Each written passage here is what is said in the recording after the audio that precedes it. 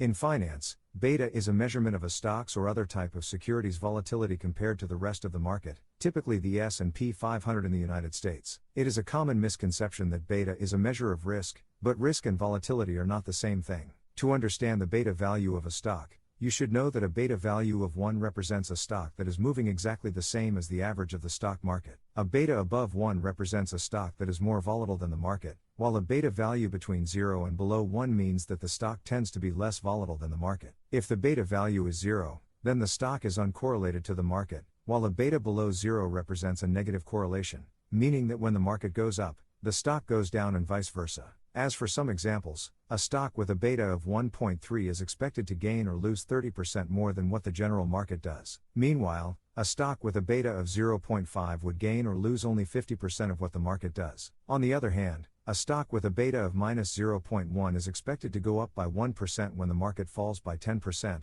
or go down by 1% when the market goes up by 10%. Of course, the beta value of a stock is just a theoretical value, so it does not guarantee anything, and it can also change over time. Make sure to subscribe for more quick financial knowledge.